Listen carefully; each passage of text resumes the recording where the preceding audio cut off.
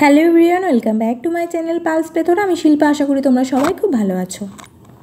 এখন 2022-এর নতুন একটা কর্মসূচি হচ্ছে, যে ডেপুটেশন কর্মসূচি, মানে যে যেখানে পারছে বিভিন্ন রকম রাজনৈতিক নেতাদের ডেপুটেশন দেওয়ার চেষ্টা করছে। সেটা শাসক দল হতে পারে, বিরোধী দল হতে পারে, যা খুশি হতে পারে।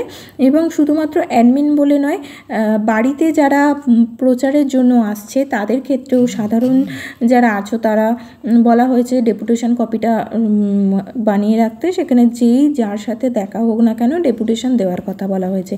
এবার অনেকের প্রশ্ন আসছে, এবার বিভিন্ন জায়গাতে যে ডেপুটেশন দেওয়া হচ্ছে তার অনেক ফটো, বা ডিপিএসসিতে ডেপুটেশন দেওয়া হচ্ছে, ডিপিএসসিতে ভ্যাকেন্সির জন্য যাওয়া হচ্ছে, কি বলা হচ্ছে সেখান থেকে, সেই সব ইনফরমেশান নিয়ে আমি ভিডিও অনেকগুলো দিয়েছি। সেখানে অনেকের এরকম বক্তব্য আছে যে এই সব ডেপুটেশন দিয়ে বা ডিপিএসসি করে কি হবে, এতে তো কিছু লাভ হবে না, এতে করে তো আর নোটিশ আসছে না, তাহলে শুধু শুধু কেন ডেপুটেশন দেওয়া হচ্ছে। অনেকে অনেক রকম মন্তব্য করছে। তো তাদের ক্ষেত্রে বলি যে কেন ডেপুটেশনটা দেওয়া হচ্ছে, আদৌ কতটা এটা কার্যকরী হচ্ছে। আজ আমরা বিশেষ করে এতদিনে আমি কোথাও যাইনি, আজকে আমি গিয়ে বুঝতে পারলাম যে ডেপুটেশনটা একটু হলেও এফেক্টিভ হচ্ছে। আমরা সবাই জানি যে ডেপুটেশন দিয়ে কখনোই নোটিশ আসবে না, এটা তো স্বাভাবিক ব্যাপার। এটা নিয়ে শুধু শুধু তো মন্তব্য করে লাভ নেই। যদি নোটিশ ডেপুটেশন দিয়ে আসতো তাহলে এত আন্দোলন করে, এত আইন অমান্য করে তাহলে তো কবেই চলে আসতো। কোনোই ডেপুটেশন দিয়ে কখনো অন্তত নোটিশ আসবে না। কিন্তু ডেপুটেশন কেন দিচ্ছি, এই মুহূর্তে ভোটের সময় আমরা এই মুহূর্তে কিছু করতে পারবো না, অন্য কোনো কর্মসূচি করতে পারবো না। তাই বলে 22 তো বসে থাকলে হবে না। যাতে 22কে মনে রাখে বা 22দের কথা তাদের স্মরণে থাকে বলতে পারো, সেই হিসেবে একটা খোঁচা দেওয়া মাত্র, আর কোনো উদ্দেশ্য না। যেখানেই যাবে 22কে পাবে, এই হচ্ছে পলিসি। আজ কথা বলে ভালোভাবে বুঝতে পারলাম এই রমেন্দ্রবাবু হচ্ছে আমাদের তারকেশ্বরের বিধায়ক। কালকে গিয়েছিলাম, কালকে জাস্ট গেছি 9:15 নাগাদ গেছি, বেরিয়ে চলে গেছে, দেখা পাইনি। আজকে সেখানে প্রায় 7:30 থেকে গিয়ে ওয়েট করে আজকে আবার লেট করে এসেছেন, 9:30 এলেন। তো তারপরে যাই হোক দেখা করেছেন এবং খুবই ভালোভাবে কথা বলেছেন, অনেকক্ষণ ধরে কথা বলেছেন। উনি কি বললেন সেটা একটু সবার সাথে আলোচনা করছি, তবে কি ঠিক কী বলেছেন পুরোটা বলতে পারবো না, কারণ এটা যেহেতু ওপেন একটা প্ল্যাটফর্ম। এখানে শুধুমাত্র যে 22 state pass regular DElEd candidate আছে তা নয়, এখানে সমস্ত ধরনের মানুষরাই দেখেন, সমস্ত ধরনের বলতে চাইছি যে 2023 যারা টেট প্রার্থী আছে, বিএড প্রার্থী যারা, এনআইওএস, তাছাড়া সমস্ত ধরনের মিলিয়ে মিশিয়ে সব ধরনের আছে। তাই সমস্ত কথাটা এখানে ওপেনলি বলাটা ঠিক হবে না। যারা সব কিছু ডিটেলসে যদি জানতে চাও, কোনো কোয়ারি থাকে, আমাকে অবশ্যই ইনস্টাগ্রামে পিং করতে পারো। আমরা যাওয়ার পর উনি বললেন যে হ্যাঁ বলুন কি বলতে চান। আমরা বললাম আমাদের কিছু দাবি আছে, এরকম আমরা 17 থেকে বঞ্চিত, 22-এর তো হয়েছে, তো 22-এর যাতে নোটিফিকেশানটা আসে।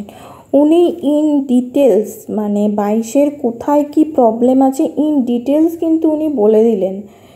একটা আমাদের কাছে এটাই অবাক লাগলো, জানি যে এটা অল্প বিস্তর সবাই খোঁজ রাখে, কিন্তু একজন 22 স্টেট ক্যান্ডিডেটের থেকেও কিন্তু উনি বেশি জানেন।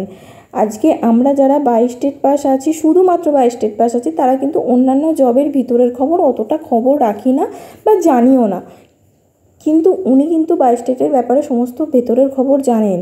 যেটা শুনে মনে হলো কোথায় কি প্রবলেম আছে সেটা সমস্তটা জানেন, এবং সেটা নিয়ে আমাদেরকে বললেন যে এই প্রবলেমটা মিটে গেলে অবশ্যই দেয়া হবে।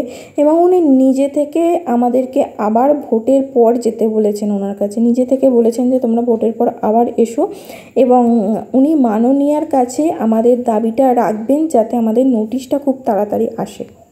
আমরা বারবার একটাই কথা বললাম যে রিক্রুটমেন্ট প্রসেস একটা লেন্দি প্রসেস, ধাপে ধাপে সমস্ত রকম ব্যাপারটা হবে, কিন্তু আমাদের নোটিশটা যেন ভোটের পরেই আসে।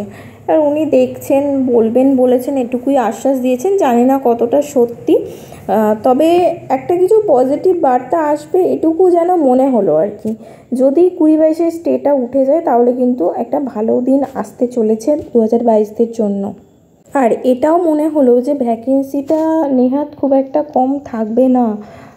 আমরা বারবার এটাই বললাম যে পর্ষদ সভাপতিবাবু তো বলেছেন যে 50,000 ভ্যাকেন্সি আছে, তো আমাদের অত বেশিও ভ্যাকেন্সি লাগবে না, খুব জোর হলে 30 থেকে 35,000 ডিএলএড রেগুলার ডিএলএড ক্যান্ডিডেট আছে।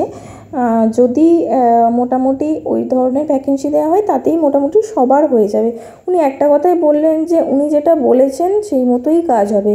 সত্যি সত্যিই কোনো ডিএলএড টেট পাস করে বসে থাকবে না, ইভেন ভাবা হচ্ছে তোমাদের কথা, মানে এই ধরনের কথাই উনি বারবার বলছেন। তবে একটা কথা প্রথম থেকে বলে আসছি, যে অন্যান্য ভিডিওতে আমি একদম প্রথমে থেকে যে ভিডিওগুলো বানিয়েছিলাম সেগুলোতেও আমি বলেছিলাম যে নোটিশ হয়তো খুব যখনই আসুক না কেন নিয়োগটা এত সহজে হবে না। তো ওনার কথাবার্তা অনুযায়ী আমার সেটাই মনে হলো যে নোটিশ হয়তো আসবে খুব তাড়াতাড়ি, কিন্তু নিয়োগটা মোটামুটি চলে যাবে 26 নাগাদ চলে। উনি সত্যি বলতে কি উনি এই ব্যাপারে কোনো কথা বলেননি, এটা আমার একদম নিজস্ব প্রেডিকশান বলতে পারো যে নিয়োগ 26-এ হবে, কিন্তু নোটিশটা তার আগে দেবে। আর একটা ব্যাপার, অনেকে ওল্ড একাডেমিক নিয়ে ভাবছো বা নতুন 23 আসবে কিনা ভাবছো, সেই নিয়েও বলবো যে পজিটিভলি থাকো আর কি। ডিটেলস সব কিছুটা বলা পসিবল নয়। সত্যি বলতে কি করলে কি হবে, এতে কোনো লাভ হবে কি না এত কিছু ভাবি না, চেষ্টা করি যে 22দের পক্ষে যেটা 22দের বঞ্চনার কথা তুলে ধরে যেখানে 22দের কথা বলা যায় সেই চেষ্টাটাই করি। এবং অবশ্যই সবাই চাই নোটিশ আসুক খুব তাড়াতাড়ি এবং সবাই যাতে একসাথে তাড়াতাড়ি স্কুলে যেতে পারি, এটাই কামনা করি। ভিডিওটা যারা আজকে নতুন দেখছো অবশ্যই চ্যানেলটিকে সাবস্ক্রাইব করে পাশে থাকা বেল আইকনটি প্রেস করে দিও যাতে নোটিফিকেশান সবার আগে তোমার কাছে আসে। লাইক কমেন্ট শেয়ার করো যাতে সবাই এই ব্যাপারে জানতে পারে। সবাই খুব ভালো থেকো, সুস্থ থেকো, আলোয় থেকো, সবুজে থেকো।